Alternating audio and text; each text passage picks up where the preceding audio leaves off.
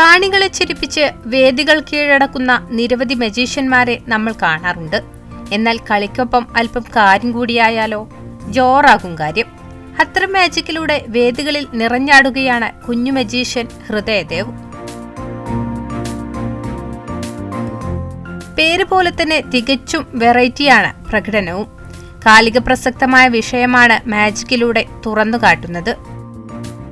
ലഹരി ഉപയോഗിക്കുന്ന അയാളുടെ രൂപം ഇതുപോലെ വളഞ്ഞായിരിക്കും എങ്കിൽ അയാളിൽ നിന്ന് ലഹരി ഉപയോഗം പതുക്കെ പതുക്കെ നമുക്ക് മാറ്റാം.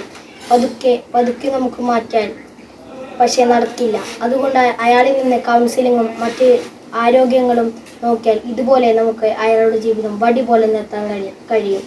എങ്കിൽ അയാൾ വീണ്ടും ലഹരി ഉപയോഗം തുടങ്ങിയാൽ അയാളുടെ ജീവിതം മുഴുവനും വളഞ്ഞ രൂപത്തിലായി മാറും. ലഹരിയുടെ പിടിയിലമർന്ന ജീവിതങ്ങളെ എങ്ങനെ പുതുജീവിതത്തിലേക്ക് കൈപിടിക്കാം?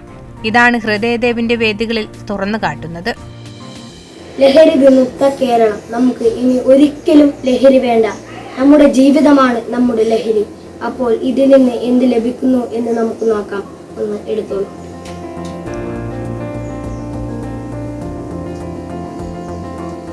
ഒന്ന് ഉറക്കിയത് വായിച്ചോളൂ. ലഹരി വിമുക്ത കേരളം. ജയ് ഹിന്ദ്. ഞാൻ മുമ്പ് ഒരു അച്ഛൻ എന്നെ കൂട്ടിപ്പോയിരുന്നു ഓരോ മാജിക് പരിപാടിയുള്ള സ്ഥലത്തെല്ലാം. എനിക്ക് തോന്നി ഡാൻസ് എനിക്ക് ഇഷ്ടമല്ല, പാട്ട് അങ്ങനത്തെ ഒന്നും ഇഷ്ടമല്ല. എനിക്ക് മാജിക്കിൽ കുറച്ച് ഇൻട്രസ്റ്റ് തോന്നി. അപ്പോൾ ഞാൻ ഫസ്റ്റ് ഷോ ചെയ്തത് ഇവിടെ ഒരു പുതിയറമ്പത്ത് കാവ് പറഞ്ഞ അമ്പലത്തിലായിരുന്നു.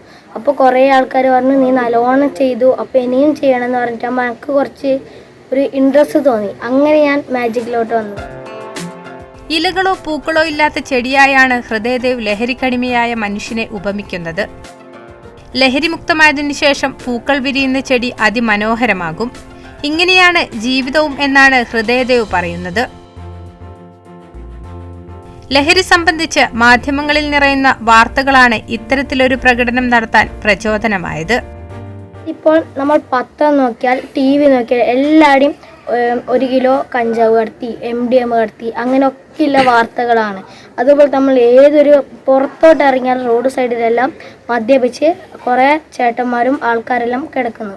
അത് കണ്ടപ്പോൾ എനിക്ക് അവരെ ഒന്ന് ബോധവൽക്കരിച്ച് ചെയ്യാനെന്ന രീതിയിലായിരുന്നു ഞാൻ ചെയ്തത്. സഹായിക്കുന്നത് അച്ഛനുണ്ട്, അമ്മയുണ്ട്, കൂടെ എൻ്റെ അനിയനുണ്ട്, പിന്നെ എൻ്റെ ഗുരുക്കൾ M സുധാകരൻ, ബാലനീലേശ്വരം, സച്ചിൻ എന്നവരെല്ലാം എൻ്റെ ഗുരുക്കൾ.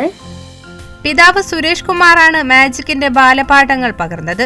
പിന്നീട് നിരവധി പേരിൽ നിന്നും മാജിക് സ്വായത്തമാക്കി. ലഹരിക്കെതിരെയുള്ള പ്രകടനം ഇനിയും തുടരും. ലഹരി ബോധവൽക്കരണത്തിന് ഞാൻ കുറേ പ്രാക്ടീസ് ചെയ്യുന്നുണ്ട്.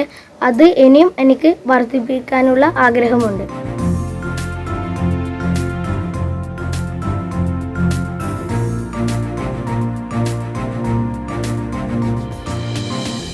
ETV ഭാരത്, കാസർഗോഡ്.